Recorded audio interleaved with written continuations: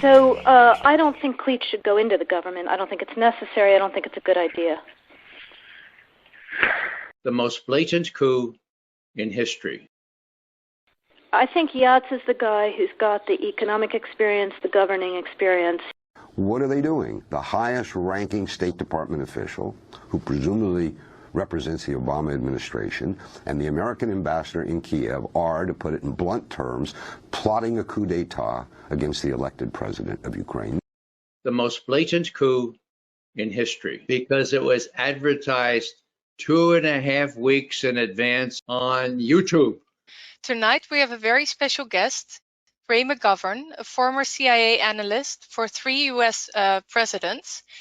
Victoria Nuland was talking to our ambassador, the U.S. ambassador in Kiev, and she's saying, okay, we got this thing all arranged now.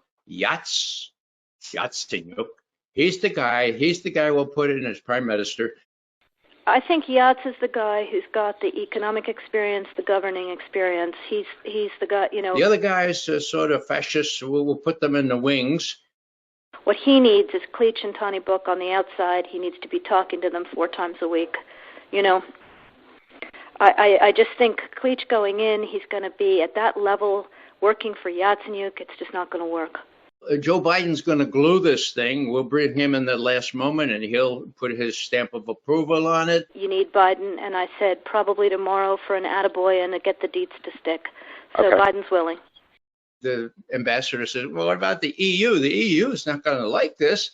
And so that would be great, I think, to help glue this thing and have the UN help glue it. And, you know, fuck the EU. And guess what? Yatsenyuk, a couple of days later, made prime minister. The U.S. recognizes the coup plotters, even though there are neo-Nazis in amongst them. It recognizes them immediately. And the first thing these guys say is, we're going to ban Russian as an official language in Ukraine, and we're going to join NATO. Ukraine is right at the core of their geostrategic concerns. For Ukraine to be taken into NATO, which is what is repeatedly threatened, would be a very serious threat to Russian security. To be fair, a lot of the countries in the region wanted to join NATO democratically. It's not a matter of being fair. Suppose that the Mexicans wanted to join the Warsaw Pact. Yeah. How would the United States react? What did the Russians do? The military and strategic advisors said, well, we have to make sure that they don't have their eyes on our only warm water, our only ice-free all-year naval base in Sevastopol in Crimea. And so we better figure out what to do about Crimea first. And then there are people in the eastern part of the Ukraine who are Russian stock, who are really leery of this neo-fascist regime. We may want to help them too. Whatever one thinks about Crimea, there is a claim. Popular support, history, Khrushchev's handing over of Crimea to Ukraine without even asking the population, a referendum in 1991, which came out with about the same results as the recent one, the major Russian warm water port, naval base. I mean, there's considerations. So Russia has been provoked? Well, what happened? NATO instantly moved to East Germany. Then Clinton came along, expanded NATO right to the borders of Russia.